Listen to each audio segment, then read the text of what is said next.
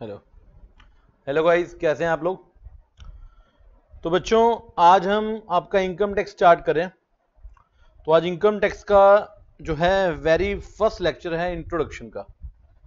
आज हम आपको बताएंगे कि टैक्स क्या होता है, फिर इनकम टैक्स क्या होता है, और हमारे कॉन्स्टिट्यूशन में टैक्स के कौन से प्रोविजन हैं, इनकम टैक्स में हम क्या क्या चीज़ें पढ़ने वाले हैं, और आपका फर्स्ट चैप्टर हम स्टार्ट करेंगे।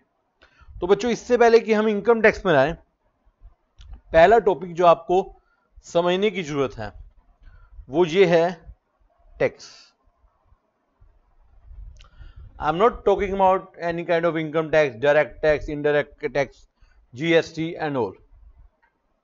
I am just saying what is the meaning of tax. अगर आपसे एक लिटरल सेंस में पूछा जाए कि टैक्स क्या होता है तो आप क्या कहेंगे। टैक्स वो पेमेंट है जो आपको गवर्नमेंट को देनी पड़ती है, राइट। क्या ये पेमेंट बच्चों कंपलसरी है या अपनी मर्जी से ऑप्शनल है? कंपलसरी है। अच्छा, गवर्नमेंट आपसे टैक्स कलेक्ट क्यों करती है? बच्चों, गवर्नमेंट आपसे टैक्स जो है कलेक्ट करती है, गवर्नमेंट के बड़े सारे एक्सपेंडिचर्स हैं। गवर्नमेंट एम्प्लॉयज की सैलरीज है, गवर्नमेंट ने लोगों को पेंशन देनी है, सब्सिडीज देनी है, स्कॉलरशिप देनी है, सोशल वेलफेयर करना है, इंफ्रास्ट्रक्चर डेवलप करना है। तो सरकार पैसा कहां से लाए? सरकार की इनकम के सोर्स क्या हैं? या तो वो जो गवर्नमेंट कंपनीज बिजनेस कर रही हैं, उसके अलावा टैक्सेस, फीस, चलान एटसेट्रा। तो tax is a major source, one of the major source of revenue for our government, right. तो टैक्स बच्चों हुआ क्या, पहले मीनिंग की बात करते हैं। Tax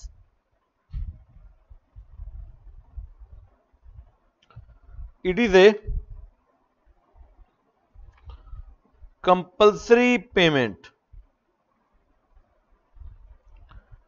charged by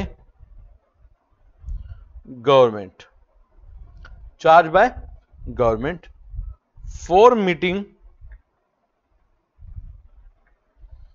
government expenditure, infrastructure expenses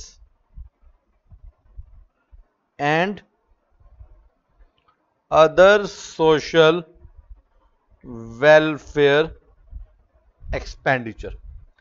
जो भी चीजें गवर्नमेंट के द्वारा, सरकार के द्वारा खर्च की जाती हैं, इसमें बच्चों आपके जो है यूनिलेटरल ट्रांसफर आ जाते हैं, आपकी स्कॉलरशिप, पेंशन, सब्सिडी, ये सारा कुछ इसके अंदर आ जाएगा।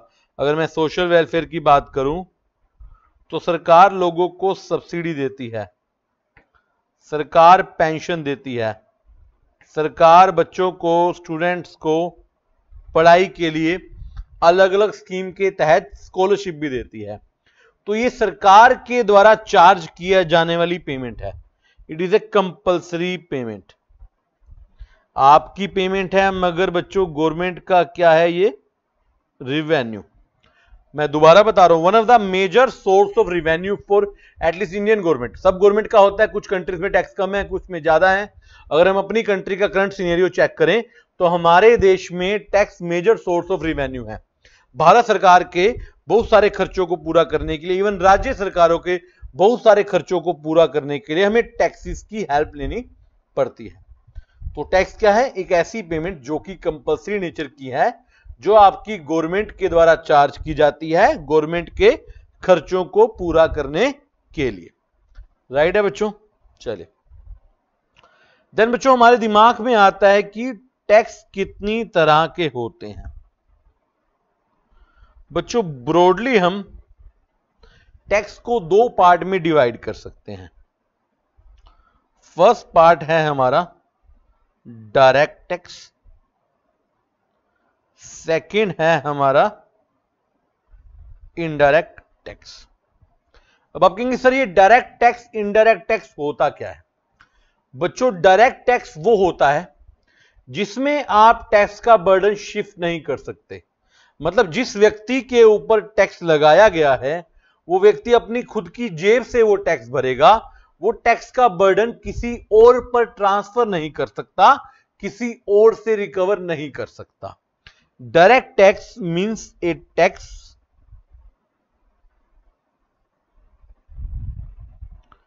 burden of which can't be shifted, जिसका बर्डन शिफ्ट नहीं किया जा सकता।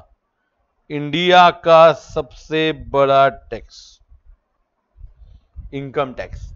बच्चों मिस्टर राम की इनकम पे मान लीजिए अगर टैक्स बनता है तो वो टैक्स कौन पे करेगा? मिस्टर राम पे करेगा। क्या मिस्टर राम वो टैक्स किसी और से रिकवर कर सकता है, किसी और से हेल्प ले सकता है? नहीं बच्चों, जिसका बर्डन है वही व्यक्ति उस टैक्स को पे करेगा। चलिए, तो फिर इनडायरेक्ट टैक्स क्या होता है? बच्चों इनडायरेक्ट टैक्स एक ऐसा टैक्स होता है जिसका बर्डन शिफ्ट किया जा सकता है। मतलब आदमी अपना टैक्स किसी और से ले सकता है। इंडिया का सबसे बड़ा indirect tax GST, goods and services tax, इसके अलावा कस्टम ड्यूटी, ये क्या है? ये आपके इनडायरेक्ट टैक्सेस में आपको पढ़ाए जाएंगे। मेन पॉइंट क्या है कि इनडायरेक्ट टैक्स का बर्डन शिफ्ट किया जा सकता है। और इनफैक्ट इनडायरेक्ट टैक्स की सबसे इंटरेस्टिंग बात क्या है? जो बर्डन होता है that falls on last consumer, जो एंड यूज करेगा, जो कंज्यूमर है उसी के ऊपर पड़ेगा। बच्चों देखिए होता क्या है, इनकम टैक्स तो आपकी इनकम के हिसाब से प्रोग्रेसिव नेचर का है, वो मैं डिटेल में आगे थियोरेटिकल टॉपिक में बताऊंगा आपको, फर्स्ट चैप्टर में ही है कि जितनी इनकम बढ़ेगी टैक्स उतना बढ़ेगा। मतलब मुकेश अंबानी की इनकम बहुत ज्यादा है, बहुत ही ज्यादा, उनका टैक्स अलग है। एक मेरे जैसे व्यक्ति की इनकम ठीक ठाक है तो उसका टैक्स कम है। मगर जो जीएसटी है ना बच्चों, जीएसटी प्रोग्रेसिव नहीं होता, जीएसटी सबके लिए सेम है। आप मार्केट से एक बिस्किट का पैकेट लेकर आए, चाहे बच्चों आप लेकर आए, चाहे मैं लेकर आऊं, चाहे कोई और लेकर आए, चाहे स्वयं मुकेश अंबानी लेकर आए, जितना टैक्स आपने भरा है जीएसटी का उतना ही टैक्स मुकेश अंबानी ने भरा है। देयर इज नो डिफरेंस कि आप दोनों में से किसकी इनकम ज्यादा है, किसकी वेल्थ ज्यादा है। जीएसटी समान रूप से हर एक व्यक्ति पे पड़ता है।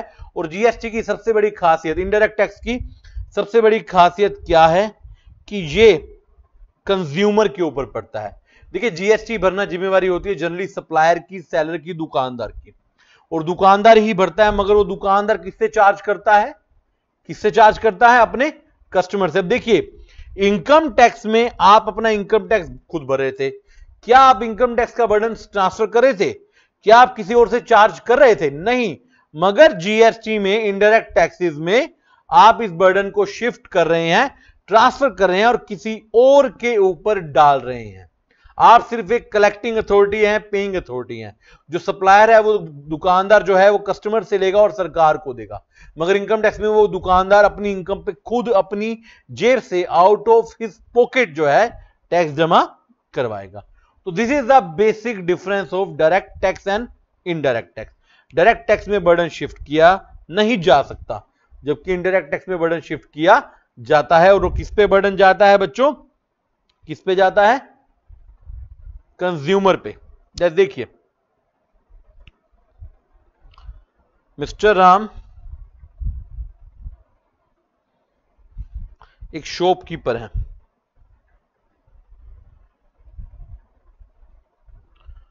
वो कन्फेक्शनरी आइटम सेल करते हैं, इन पे लगता है जीएसटी, राइट? ठीक है जी। अब इससे जो इनकम होती है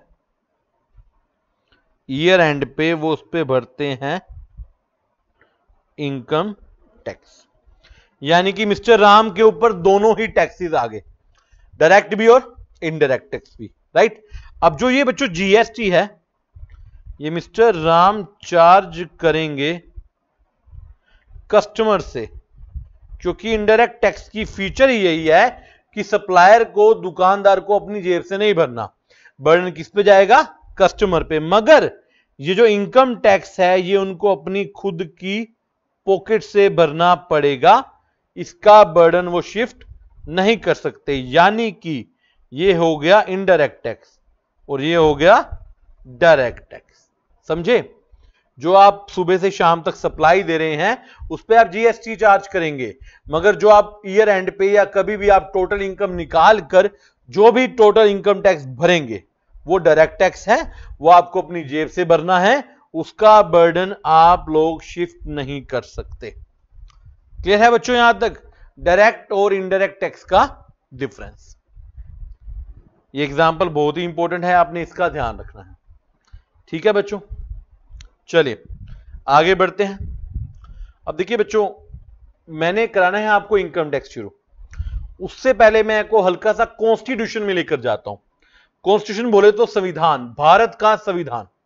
बच्चों आपने अगर कभी सुना हो तो constitution is the mother of all the laws. India में जितने भी कानून बनाए जाते हैं, इनफैक्ट दुनिया में जितने भी कानून बनाए जाते हैं, हर देश के संविधान को ध्यान में रखकर बनाए जाते हैं। आपके देश में कोई भी कानून ऐसा नहीं है जो आपके संविधान को वोलेट करे। संविधान के बेसिक स्ट्रक्चर को ध्यान में रखकर कानून बनाए जाते हैं। तो मेरा क्वेश्चन शुरू करवाने से पहले टॉपिक आपसे है बच्चों, आपने कहा टैक्स एक ऐसी पेमेंट है जो गवर्नमेंट चार्ज करेगी। कौन चार्ज करेगी? गवर्नमेंट।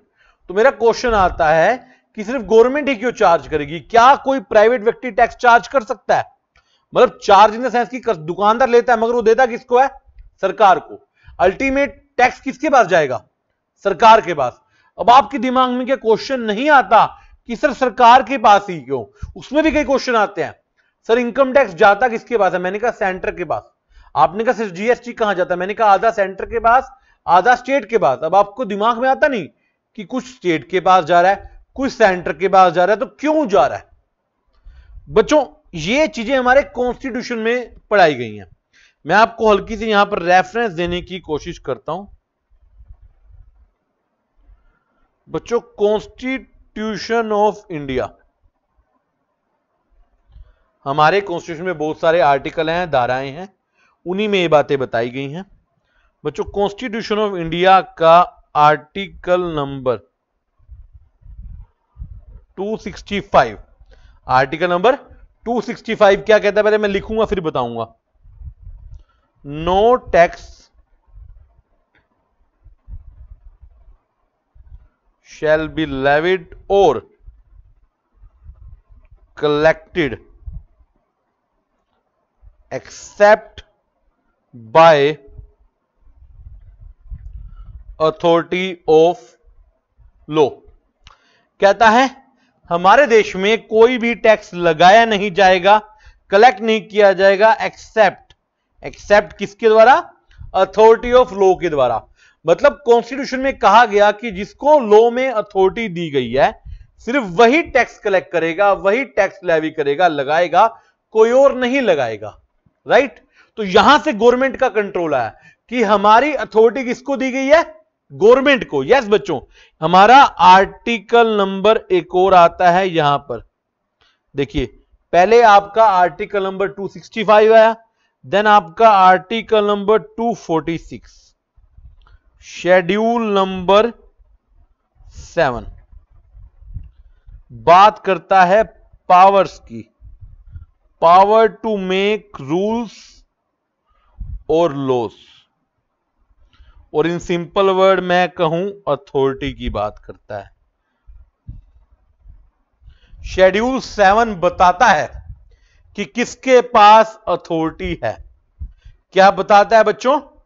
आर्टिकल नंबर 246 का शेड्यूल नंबर 7 आपको बताता है कि किसके पास कानून बनाने की अथॉरिटी है। बच्चों ये ना हमें 3 लिस्ट प्रोवाइड करते हैं। क्या प्रोवाइड करते हैं? 3 लिस्ट। लिस्ट नंबर 1 जिसका नाम है यूनियन लिस्ट,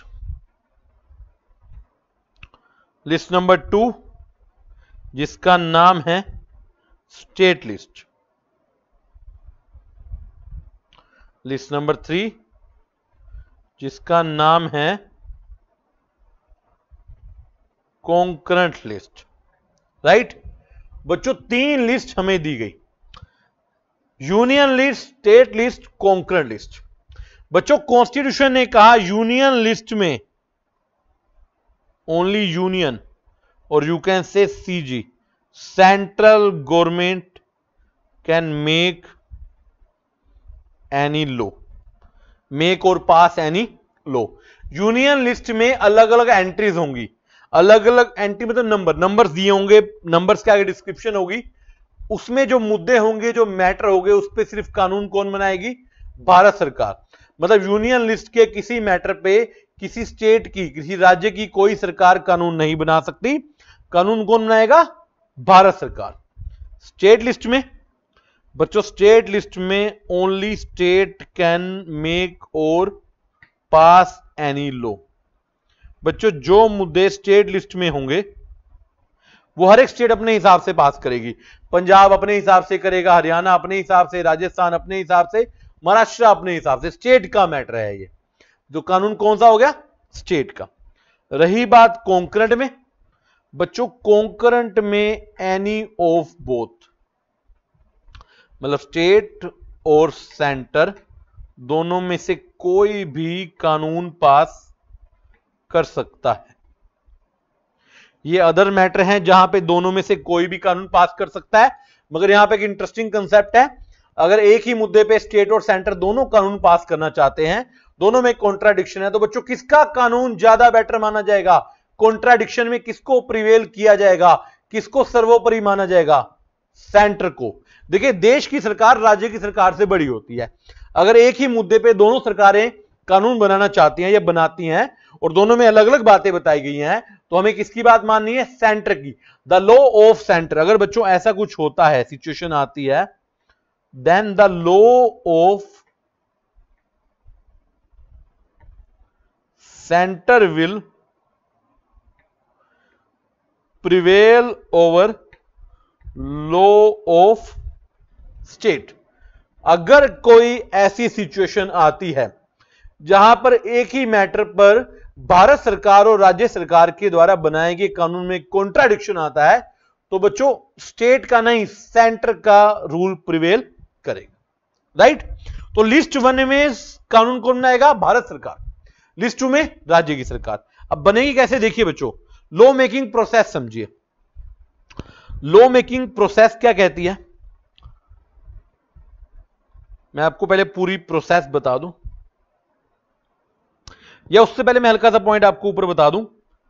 जो इनकम टैक्स है वो यूनियन लिस्ट में कवर होता है, इसलिए हमारा इनकम टैक्स कौन लेता है बच्चों? भारत की सरकार। मेरा इनकम टैक्स मैं किसी सरकार को, किसी राज्य की सरकार को या किसी अथॉरिटी को पे नहीं करता। मैं किसको पे करता हूं बच्चों? भारत की सरकार को। देखिए भारत सरकार को पावर दी गई। आर्टिकल नंबर 265 ने पहले कहा कि अथॉरिटी ऑफ लॉ को छोड़कर किसी को भी टैक्स कलेक्ट करने की इजाजत नहीं है। देन 246 कहता है कि अथॉरिटी 3 तरीके से बांटी जाएंगी। जिसने जो कानून बनाया है वो अपने कानून के हिसाब से जो है टैक्स कलेक्ट करेगा। जो लिस्ट 1 में बनाएगा वो सेंटर का होगा, लिस्ट 2 में स्टेट का होगा, लिस्ट 3 में कॉन्करेंट का होगा। तो हमने क्या जाना बच्चों कि इनकम टैक्स कौन सी लिस्ट में आता है? यूनियन लिस्ट में। तो यानी कि हमारे देश का हर एक नागरिक जब इनकम टैक्स पे करता है तो बच्चों किसको पे करता है? वो इनकम टैक्स जब वो पे करता है तो वो भारत की सरकार को, सेंट्रल गवर्नमेंट को पे करता है। राइट बच्चों? चलिए अब प्रोसेस की बात करता हूं, कानून पास कैसे होता है। पहले बच्चों बात करता हूं मैं सेंटर के लॉ की, जो आपकी लॉ मेड बाय सीजी। बच्चों देखिए कोई भी कानून पहले आपके हाउसेस में रखा जाता है। आपके 2 हाउसेस हैं पार्लियामेंट के। भारत की संसद के 2 हाउस हैं, आपने सुना होगा। एक है लोकसभा, एक है राज्यसभा। बच्चों दोनों में कानून को पास करवाना पड़ता है। पहला स्टेप, दोनों में कानून को पास करवाना पड़ता है। उसके बाद आपको असेंट चाहिए प्रेसिडेंट ऑफ इंडिया, भारत के राष्ट्रपति के सिग्नेचर चाहिए। पहले जो पार्लियामेंट के मेंबर हैं, लोकसभा के सदस्य और राज्यसभा के सदस्य पास करेंगे। उसके बाद प्रेसिडेंट ऑफ इंडिया, भारत के राष्ट्रपति जी के सिग्नेचर किए जाएंगे। उसके बाद ऑफिशियल गजट में, बच्चों ऑफिशियल गजट होता है भारत सरकार का राजपत्र, सरकार का एक न्यूज लेटर है जहां पे सारे कानून जो होते हैं नोटिफाई होते हैं। तो ऑफिशियल गजट में इसको नोटिफाई किया जाएगा और एक डेट दे दी जाएगी जिस डेट से ये एप्लीकेबल हो जाएगा। तो मतलब सेंटर ऐसे ही कानून नहीं पास कर देता, पहले पार्लियामेंट के दोनों हाउसेज में रखता है, फिर दोनों हाउसेज में पास करवाता है, फिर प्रेसिडेंट जी के साइन करवाता है, उसके बाद डेट दे देता है। नोटिफिकेशन में बच्चों आपकी डेट ऑफ एप्लीकेबिलिटी आ जाएगी कि किस डेट से वो एप्लीकेबल होगा। क्लियर? ये है जो कानून सेंट्रल गवर्नमेंट के द्वारा बनाए जाते हैं। सिंपल, पहले दोनों हाउसेज में पास करवाइए, प्रेसिडेंट की एसेंट, लास्ट में ऑफिशियल गजट में जो है इसको नोटिफाई कर दिया जाता है। अगर बच्चों यही लो किसी भी स्टेट की गवर्नमेंट का है, हरियाणा, पंजाब, उत्तर प्रदेश, राजस्थान, बच्चों पहला स्टेप ये आपकी जो है लेजिस्लेटिव असेंबली में पास होगा। बच्चों जैसे देश की पार्लियामेंट होती है, आपके राज्य की असेंबली होती है जिसको बोला जाता है विधानसभा। क्या बोला जाता है? विधानसभा। उसके बाद आपको असेंट चाहिए। बच्चों जैसे भारत सरकार की अथॉरिटी साइनिंग की है प्रेसिडेंट के पास, स्टेट में किसके पास है? गवर्नर के पास। उसके बाद स्टेट जो है इसको अपने गैजेट में नोटिफाई कर देगी। सिंपल, मतलब जैसे भारत सरकार संसद के दोनों हाउसेज में इसको पास कराती है, राज्य सरकार अपनी विधानसभा में इसको पास करवाती है। वहां से पास होने के बाद राज्य का जो गवर्नर होता है वो इस पे अपनी असेंट जो है, अपनी जो है सहमति जाहिर कर देता है, साइन कर देता है और ये कानून नोटिफाई हो जाता है। और नोटिफिकेशन में आपको डेट ऑफ एप्लीकेबिलिटी प्रोवाइड कर दी जाती है। क्लियर है बच्चों? तो ये कानून बनाने की प्रोसेस है जो कि कॉन्स्टिट्यूशन के द्वारा चलती है। कॉन्स्टिट्यूशन के रूल्स फॉलो किए, फिर पार्लियामेंट में पास कराया, फिर राष्ट्रपति जी के सिग्नेचर या गवर्नर के सिग्नेचर करवा लिए। क्लियर है बच्चों? साथ साथ समझिए, जो भी पॉइंट्स आपको लिखवाए जा रहे हैं बहुत ही इंपॉर्टेंट है, नोट भी करने हैं आपने, नोटबुक प्रॉपर बनाइए। कोई पॉइंट ऐसा जो मैं क्लास में लिखवा रहा हूं, जो मैं आपको लेक्चर में दे रहा हूं, आप अगर नोट नहीं करें तो फिर वो गलत बात हो रही है। क्लियर है? तो ये मेरा कुछ एक भूमिका बनानी थी, मुझे एक बेसिक स्ट्रक्चर बनाया मैंने, आपको टैक्सेस बताया, टाइप ऑफ टैक्सेस, कॉन्स्टिट्यूशन बताया। अब मैं अपना मेन टॉपिक शुरू करने जा रहा हूं। मैं अपना फर्स्ट टॉपिक शुरू करने जा रहा हूं, दैट इज इनकम टैक्स। इससे पहले कि मैं आपको बताऊं कि इनकम टैक्स क्या होता है, मैं आपको यह बताऊंगा कि इनकम टैक्स में हम पढ़ेंगे क्या। बच्चों आपने पढ़ा होगा इंडियन कॉन्ट्रैक्ट एक्ट, लॉ के आगे एक्ट लगा होता है, सेल्स ऑफ गुड्स एक्ट। बच्चों मेरा पहला क्वेश्चन आप सबसे है कि मैं आपको इनकम टैक्स एक्ट पढ़ाने जा रहा हूं या इनकम टैक्स लॉ पढ़ाने जा रहा हूं? पहला क्वेश्चन सोच के समझ के जवाब दीजिए। मैं आपको इनकम टैक्स एक्ट पढ़ा रहा हूं या इनकम टैक्स लॉ पढ़ा रहा हूं? बच्चों मैं आपको इनकम टैक्स लॉ पढ़ा रहा हूं। अब आप कहेंगे सर लॉ तो एक्ट होता है। नहीं बच्चों, act is a part of law. Law में एक्ट के अलावा कई चीजें आती हैं। For example rules, judicial decision. आपने इंडियन कॉन्ट्रैक्ट एक्ट पढ़ा, बेसिकली आपने लॉ पढ़ा हो, उसमें रूल्स। फॉर एग्जांपल आपने केस पढ़ा मोहिरी बीबी वर्सेस धर्मदास घोष, तो आपने वो लॉ पढ़ लिया। क्या पढ़ लिया? वो आपने लॉ। मैं आपको आपके इनकम टैक्स में क्या पढ़ाने वाला हूं, मेरा पहला टॉपिक है, ये मैं आपको खाली बताएं ना, ये मेरा टॉपिक भी है, source of income tax law. अगर किसी को इनकम टैक्स लॉ पढ़ना है तो उसके क्या सोर्स हैं, मतलब क्या क्या चीजें उसको पढ़नी चाहिए ताकि उसको पूरा कानून समझ आ सके। किस चीज का? इनकम टैक्स का। देखिए पहले नाम लिख लीजिए फिर समझाऊंगा। Income tax act 1961, income tax rules 1962, annual finance act, notification and circulars, and the last judicial decision, इसको आप केस लॉ भी बोल सकते हैं। आपको ये 5 चीजें पढ़नी पड़ेंगी, तब जाके आपको इनकम टैक्स लॉ समझ आएगा। अब बच्चा कहता है सर ये 5 चीजें हैं क्या? बच्चों किसी भी कानून में सबसे पहले होता है एक्ट। क्या होता है? एक्ट।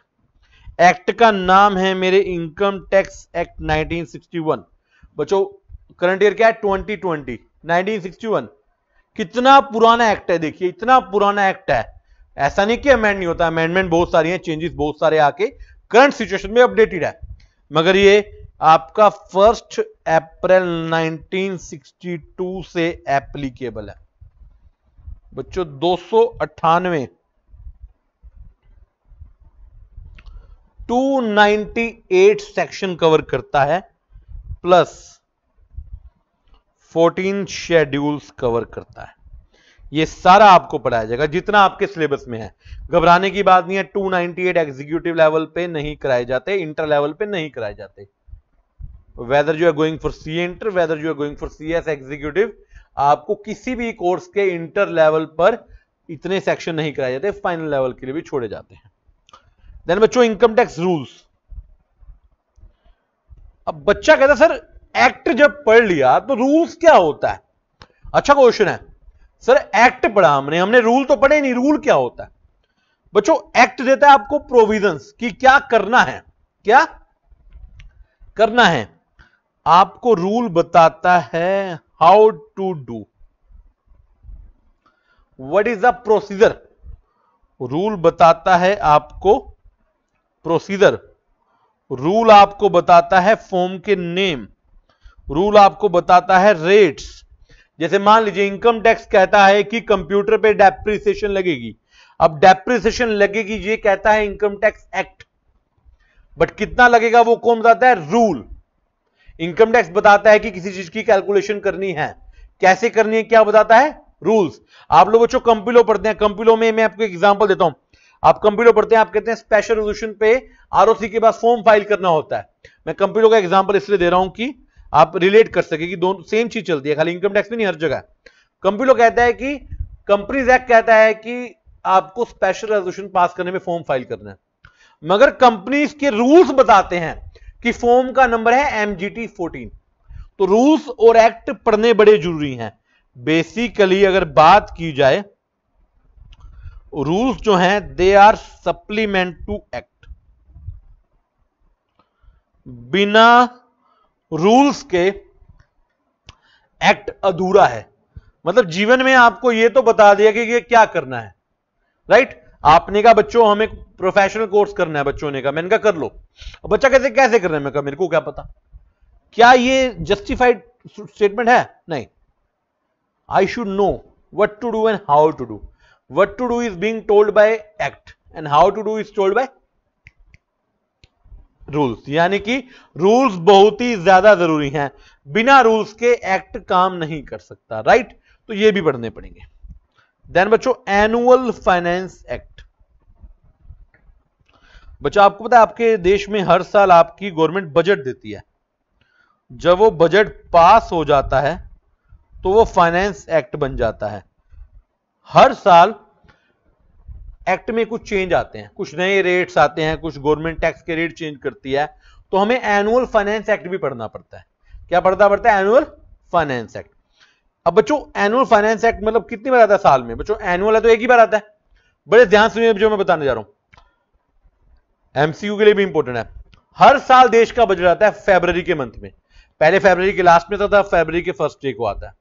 हर साल एक बजट आता है जो पास होकर एनुअल फाइनेंस एक्ट बन जाता है, जिसके प्रोविजन आपको फॉलो करने पड़ेंगे।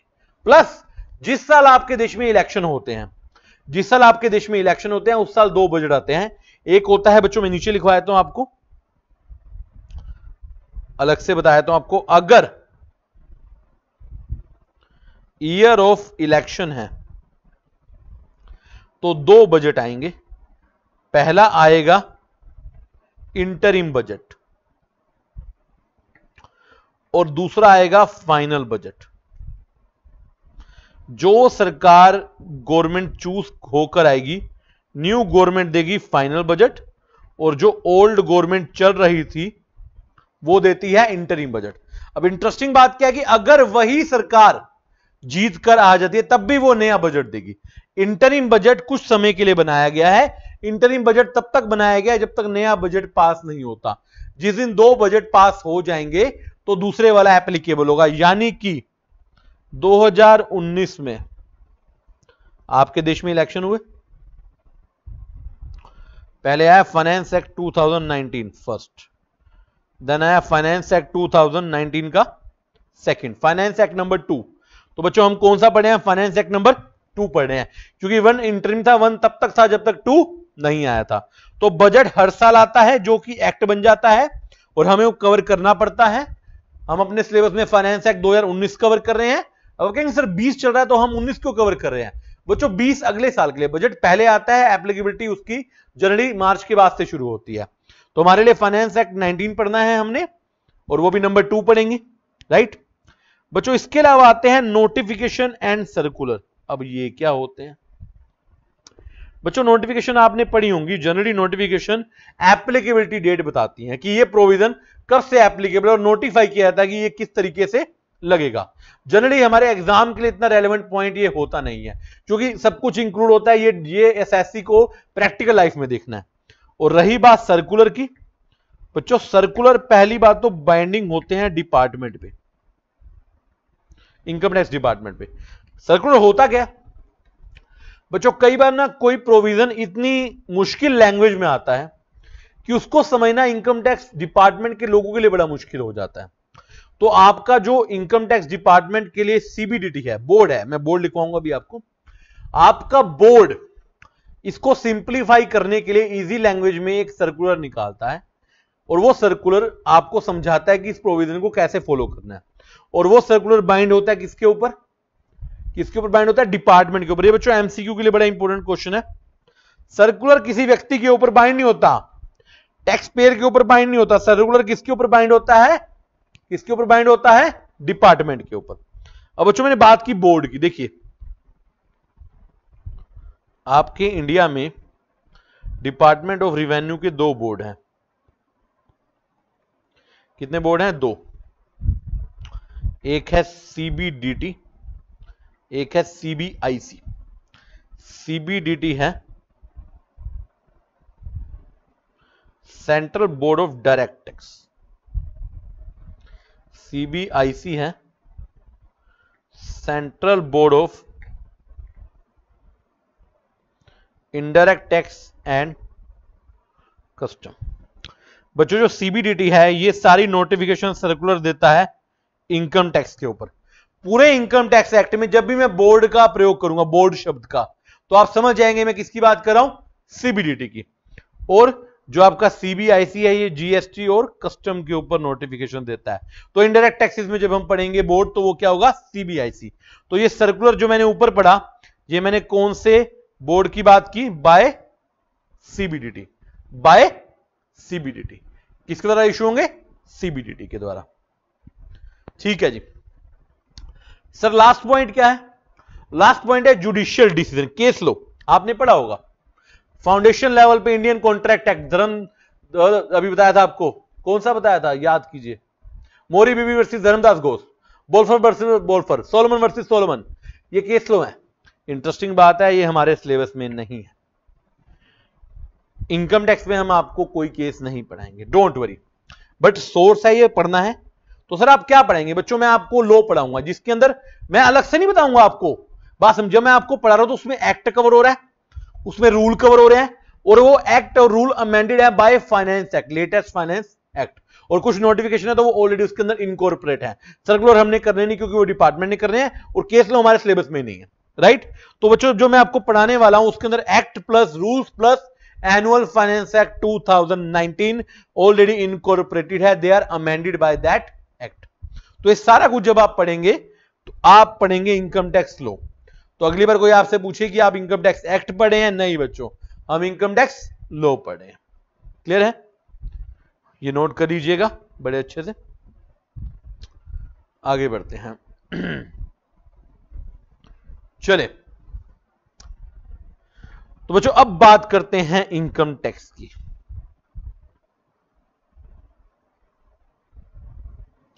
कि आखिर इनकम टैक्स होता क्या है। मैं लिटरल डेफिनेशन में आपको बता रहा हूं अभी, जो एक आम आदमी समझ सके। It is a tax on income of every person. बड़ी ही सिंपल सी डेफिनेशन मैंने दी। Income tax is a tax on income of every person. हर एक व्यक्ति की इनकम पे जो टैक्स है वो इनकम टैक्स है। अपने का बड़ी अच्छी बात है। नहीं बच्चों, इस लाइन को समझना इतना आसान नहीं है। टैक्स क्या है, इनकम क्या है और पर्सन क्या है, ये 3 पॉइंट मैं कवर करूंगा, समझूंगा तो ये लाइन कवर होगी। टैक्स बच्चों मैं ऑलरेडी आपके साथ डिस्कस कर चुका हूं। ऊपर टैक्स कंपल्सरी पेमेंट है, डायरेक्ट टैक्स, इनडायरेक्ट टैक्स। तो पहले मैं जानना चाहता हूं कि इनकम क्या होती है। बच्चों what do you mean by income? मैं आपको इनकम की डेफिनेशन एक्ट वाली नहीं बता रहा, मैं आपको एक जनरल बात पूछ रहा हूं कि इनकम क्या होती है। मान लीजिए मेरा बिजनेस है, मैंने 50,000 का सामान 60,000 में बेच दिया, 10,000 में मेरी क्या हो गई सर? इनकम होगी, राइट। मैंने बिल्डिंग ली 50 लाख की, मैंने 60 लाख की बेच दी, 10 लाख रुपए क्या हो गई? इनकम होगी। मैंने मकान किराए पर दे रखा है, मकान का किराया 25,000 रुपए महीना आता है, क्या वो 25,000 में मेरी इनकम है? मैं नौकरी करता हूं, मेरे को सैलरी मिलती है 5 लाख रुपए पर एनम, क्या वो मेरी इनकम है? मुझे डिविडेंड मिलता है कंपनी के शेयर पे, क्या वो इनकम है? बच्चों मेरी एक लॉटरी निकल गई 50 लाख की, क्या वो मेरी इनकम है? यस, वो भी मेरी इनकम है। बात समझिए। मेरा बैंक में अकाउंट है, बैंक में पैसा पड़ा हुआ है, एफडी पे इंटरेस्ट मिलता है, वो भी मेरी क्या है? इनकम है। वो भी क्या है? इनकम है। बच्चों इनकम टैक्स में इनकम को समझने के लिए हम इनकम को ब्रॉडली 5 हेड्स में बांटते हैं। किसमें बांटते हैं? 5 हेड्स में। पहले मैं नाम लिखूंगा फिर हम डिस्कस करेंगे। फर्स्ट हेड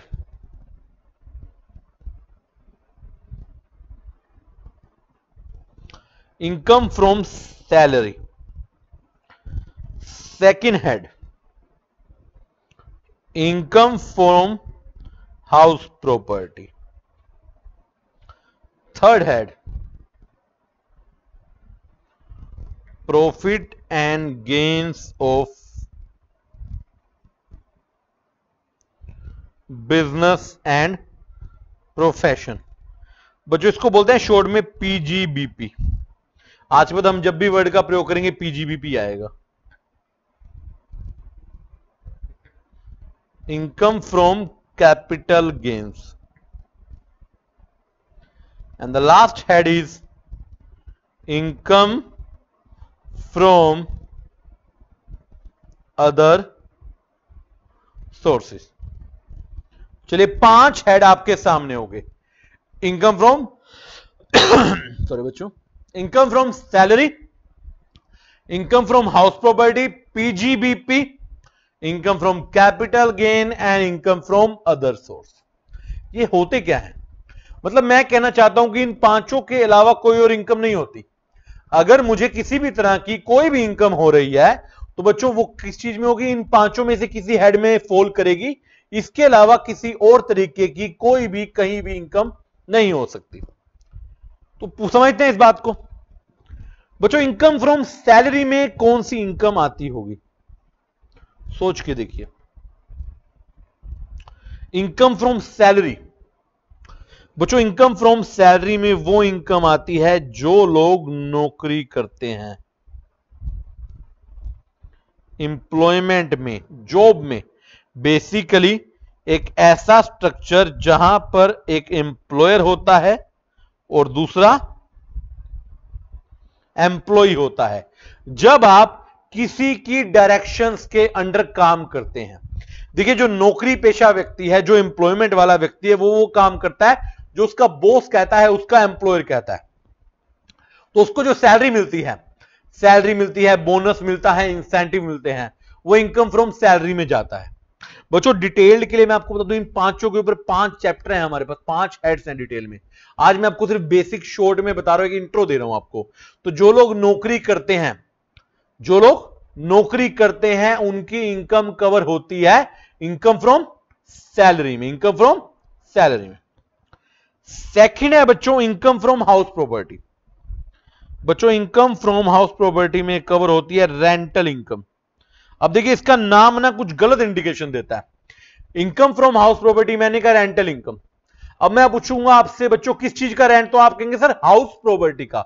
मैं पूछूंगा हाउस प्रॉपर्टी, तो आप कहेंगे सर हाउस का मतलब मकान। बच्चों, ऐसा नहीं है, बड़े ही ध्यान से, अब जो मैं बोल रहा हूं ध्यान से कान खोल के सुनिए। इनकम फ्रॉम हाउस प्रॉपर्टी, ये कंफ्यूज करने के लिए आपका वर्ड है। रेंटल इनकम चाहे आपके हाउस की हो, चाहे आपके शॉप की हो, चाहे आपके लेट्स से शोरूम की हो, लेट्स से आपके किसी कॉम्प्लेक्स की हो, बच्चों कहीं से भी कोई भी किराया मिलेगा, वो इनकम फ्रॉम हाउस प्रॉपर्टी में जाएगा। ये हाउस प्रॉपर्टी का मतलब मकान नहीं है, इसमें मकान, दुकान, गोडाउन सब कवर हो जाते हैं। किसी भी प्रॉपर्टी से मिलने वाला rent income from house property में कवर किया जाएगा। क्लियर है? ये पहला पॉइंट है जो आपको कंफ्यूज कर सकता है। आप इस हाउस को मकान कंसीडर ना करें, you take it as income from any property, किसी भी प्रॉपर्टी से मिलने वाला कोई भी रेंट। ठीक है जी। थर्ड, अब बच्चों थर्ड देखिए, बिजनेस एंड प्रोफेशन। ये मुझे लगता नहीं कि मुझे बताने की जरूरत है। बिजनेस एंड प्रोफेशन, दुकान, फैक्ट्री बिजनेस है। प्रोफेशन जहां पे आप सर्विसेज प्रोवाइड करते हैं, CACS। बिजनेस में जनरली गुड्स प्रोवाइड किए जाते हैं, जो है प्रोफेशन में जनरली सर्विसेज प्रोवाइड की जाती है। बट मेन पॉइंट क्या है, बिजनेस प्रोफेशन में यू आर द ओनर। आप किसी के अंडर काम नहीं कर रहे, आप किसी के कंट्रोल में काम नहीं कर रहे, आप खुद काम कर रहे हैं, वो अलग बात है। आपका बिजनेस प्रोप्राइटरशिप हो सकता है, पार्टनरशिप हो सकता है, कंपनी हो सकता है, LLP हो सकता है, but there is no one to control you. Basically बात समझ रहे हैं? आप अपने डिसीजन खुद लेते हैं, चाहे आप गुड्स बेचते हैं, चाहे आप सर्विसेज बेचते हैं। इनफैक्ट यहां पे मैं आपको एक इंटरेस्टिंग बात बताऊं, इन पांचों हेड में से सरकार की सबसे ज्यादा इनकम होती है 2 हेड से। पहली होती है सैलरी से, दूसरी होती है PGBP से। क्योंकि देश को डेवलप करने के लिए आपको इतने सारे देखिए ह्यूमन वांट्स को सेटिस्फाई करने के लिए आपको प्रोडक्ट सर्विसेज चाहिए, वो कौन देगा? PGBP। अब PGBP बिजनेस चलाने के लिए यू नीड एम्प्लॉइज, तो आप लोगों को सैलरी भी रखेंगे। तो इसलिए हमारे देश की मेजर सोर्स ऑफ इनकम या तो बिजनेस प्रोफेशन से आती है या सैलरी से आती है। क्लियर है? देन बच्चों, कैपिटल गेन क्या होता है? बच्चों, कैपिटल गेन है एक ऐसा गेन जो प्रॉपर्टी की असेट्स की सेल पर होता है। जैसे मैंने एग्जांपल लिया, आपने 40 लाख की बिल्डिंग 50 लाख में बेच दी। जो 10 लाख रुपए बच्चों आपने कमाया है, that is your capital gain. क्या है बच्चों? वो कैपिटल गेन। अब यहां पे ना कंफ्यूज ना होना, प्रॉपर्टी से जो रेंट आता है बच्चों वो होता है हाउस प्रॉपर्टी, मगर प्रॉपर्टी को बेचकर जो प्रॉफिट होता है उसे बोलते हैं capital gain. It's a kind of capital revenue. Account में बढ़ता है ना, capital expenditure, revenue expenditure, capital receipt, revenue receipt, तो कैपिटल रिसीट है। क्या है? Capital receipt. देन बच्चों, ये अदर सोर्स क्या होता है? बच्चों, कोई भी ऐसी इनकम जो पहले 4 हेड में कवर नहीं होती, वो अदर सोर्स में कवर होती है। आप कहेंगे मतलब लेट से आपको डिविडेंड मिला, लेट से आपकी लॉटरी निकली। बच्चों, कोई भी ऐसी इनकम जो किसी भी हेड में कवर नहीं होगी, तो वो इनकम फ्रॉम अदर सोर्स में कवर होगी। अब आप कहेंगे सर और एग्जांपल दीजिए। और एग्जांपल देते हैं बच्चों, बैंक में FD से इंटरेस्ट आ गया, वो एग्जांपल ले लीजिए आप। और एग्जांपल लीजिए, सरकार से आपको स्कॉलरशिप पेंशन आ गई। और एग्जांपल लीजिए, सरकार से आपको कंपनसेशन आ गया। और एग्जांपल लीजिए, आपने किराए वाले मकान को आगे सबलेट कर दिया, आगे किराए पर दे दिया।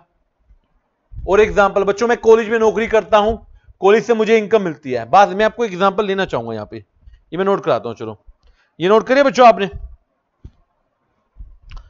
अच्छा जी, अब यहां पे ना पहले आपके दिमाग में कुछ है, मैं एक बता दूं। एक आदमी की एक से ज्यादा हेड में इनकम हो सकती है, इनफैक्ट पांचों हेड में इनकम हो सकती है। किसमें हो सकती है? पांचों हेड में। देखिए मान लीजिए मिस्टर राम है, मिस्टर राम प्रोफेसर हैं कॉलेज में, इनको सैलरी मिलती है 50,000 पर मंथ। ये शाम को घर आकर बच्चों को ट्यूशन देते हैं, इनको वहां से मिल जाते हैं एवरेज 10,000 पर मंथ। अब बच्चों जो नौकरी करते हैं ये इनका टैक्सेबल होगा इनकम फ्रॉम सैलरी में, मगर जो बच्चों को ट्यूशन देते हैं ये कौन से हेड में होगा? क्या ये सैलरी है? क्या ये बिजनेस है? क्या ये हाउस प्रॉपर्टी है? क्या ये कैपिटल गेन है? नहीं, ये कवर होगा अदर सोर्सेज में, राइट। एक बार मैं एक क्लास ले रहा था तो बच्चे ने पूछा क्या सर किसी व्यक्ति की पांचों हेड में इनकम हो सकती है? यस बच्चों, ऑब्वियसली हो सकती है, कोई ऐसी दिक्कत वाली बात नहीं है। ऐसा नहीं कि एक ही हेड में होनी चाहिए। Your income may fall into many heads, multiple heads, and there are 5 heads, तो पांचों हेड्स में भी हो सकती है। क्लियर बच्चों, कोई दिक्कत यहां तक? ये एक एग्जांपल है। अब बाकी हम ये हेड्स पढ़ेंगे और डिटेल में जाएंगे, आप जल्दी से एग्जांपल नोट कर लीजिए। तो बच्चों 5 हेड हो गए, income from salary, income from house property, PGBP, capital gains and other sources. क्या हो गया? Other sources. तो बच्चों डेफिनेशन पे वापस जाइए। आपने कहा था tax on income of every person, income तो आ गई, अब बचा क्या? पर्सन।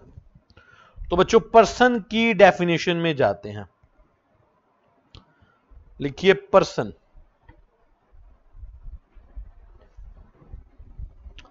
अब बच्चे देखिए पर्सन की डेफिनेशन क्या कहती है, वो मैं आपको लिखवाता हूं पहले, फिर समझेंगे।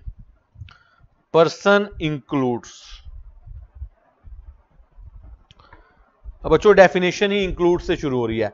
आपको अगर पता हो तो मैं आपको याद दिला दूं, डेफिनेशन दो तरीके की होती हैं, एक होती है इंक्लूड से शुरू, एक होती है मीन्स से शुरू। जो मीन्स वाली होती है उनका मतलब होता है जो आपको कहा गया है इसके अंदर सिर्फ वही आएगा और कुछ नहीं आएगा, ओनली दिस मच। और इंक्लूड्स में कहा जाता है कि सिमिलर आइटम में ऑल्सो कम, इससे मिलती जुलती और आ सकती हैं। बच्चों मैं पॉइंट्स लिखवा रहा हूं खाली। इंडिविजुअल, अभी हम इसको डिस्कस करेंगे। Hindu undivided family, company,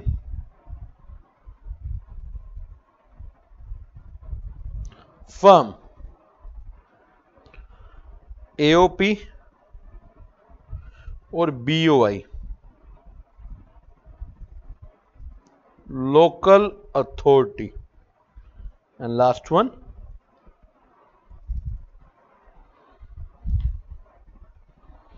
artificial judicial person. आप ये डेफिनेशन नोट करें, फिर मैं आपको इसके ऊपर डिस्कशन कराता हूं। एक बार नोट कर लीजिए। पर्सन इंक्लूड्स इंडिविजुअल, एचयूएफ, इसको शॉर्ट में आप एचयूएफ लिख सकते हैं, company, firm, AOP, BOI, local authority, artificial judicial person. इन सातों पॉइंट का अब हम डिटेल एनालाइज करेंगे कि इसमें क्या क्या कवर होता है। डेफिनेशन बच्चों जल्दी से आप नोट कर लेंगे, ठीक है जी। चलिए अब मैं बच्चों इस डेफिनेशन का एनालिसिस कर रहा हूं। पहला पर्सन मैंने लिखा इंडिविजुअल। बच्चों इंडिविजुअल में कवर होंगे नेचुरल पर्सन, राम श्याम, और यू कैन से कोई भी प्रोप्राइटरशिप कंसर्न, मतलब जहां पे सिंगल ओनर होता है, that is individuals. Individual simple है, कुछ समझने की जरूरत नहीं इसमें। तो बच्चों HUF आपने देखा होगा, हिंदू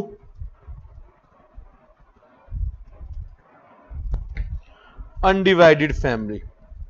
क्या होता है बच्चों ये? बच्चों इसको जॉइंट हिंदू फैमिली बिजनेस भी कहते हैं। आपको ध्यान हो, ऐसी स्ट्रक्चर जहां पर सारी फैमिली मिलकर काम करती हैं। A child by birth become the member, सारा जो कंट्रोल है वो कर्ता के हैंड में होता है, बाकी सभी जो मेंबर होते हैं उनको को पार्टनर कहा जाता है। इनफैक्ट हमारे देश में 2 तरह की HUF है, दया भागा मिताक्षरा, वो आपने पढ़ रखा होगा सारा, राइट बच्चों? अच्छा, इनफैक्ट अगर आपको ध्यान हो तो दया भागा जो होती है वो असम और वेस्ट बंगाल में लगती है, बाकी जगह पे मिताक्षरा लगती है।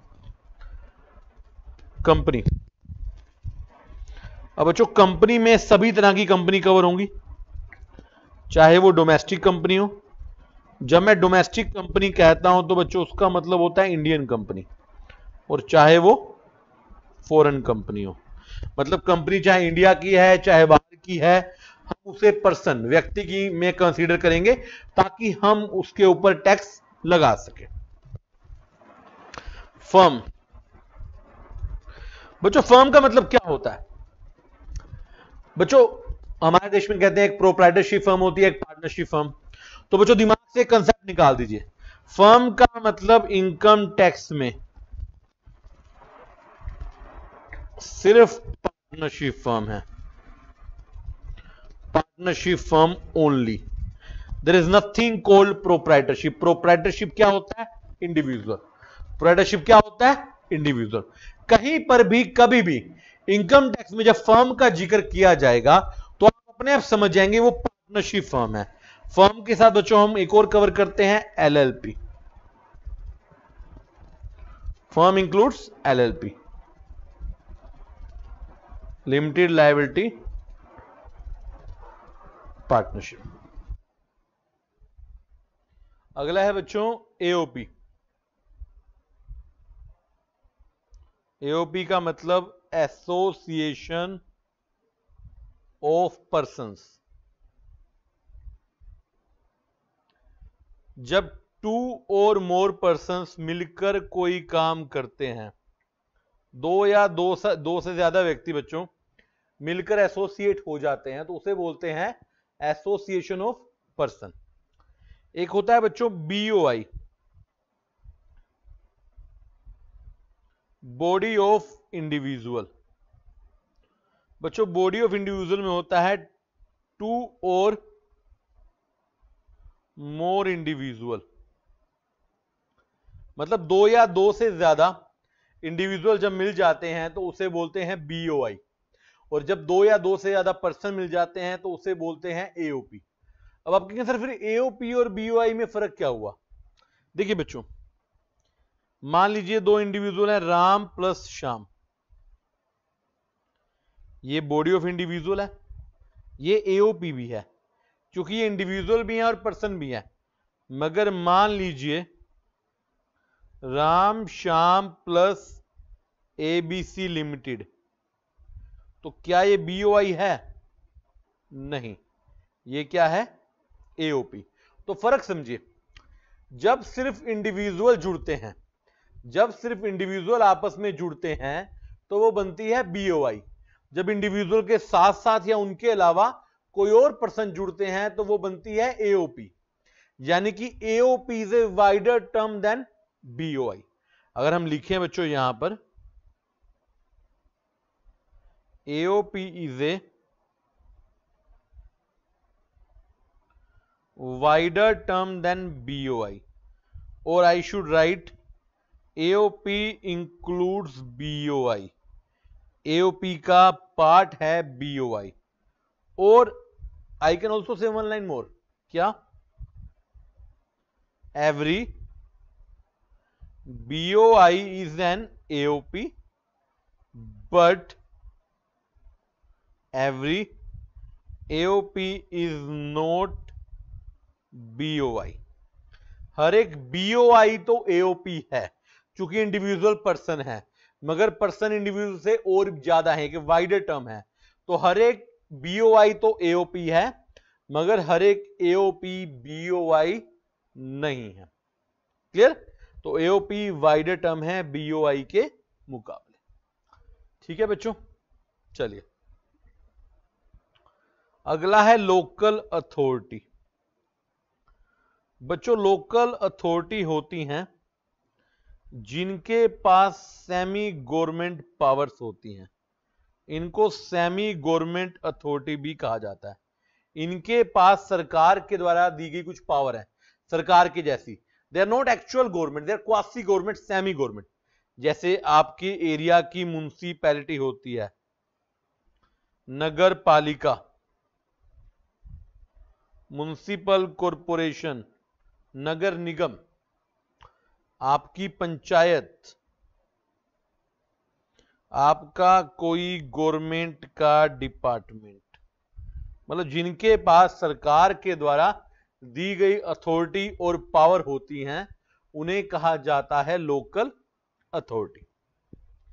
बच्चों लास्ट पर्सन और सबसे इंपॉर्टेंट पर्सन है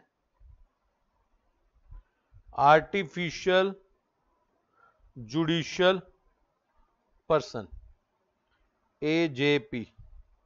क्या होता है बच्चों ये? बच्चों आर्टिफिशियल जुडिशियल पर्सन होता है ऊपर लिखे पर्संस के अलावा कोई और पर्सन है, चाहे वो आर्टिफिशियल है मगर इनकम टैक्स उसको लीगली पर्सन मान रहा है ताकि उससे टैक्स ले सके। मान लीजिए कोई टेंपल है,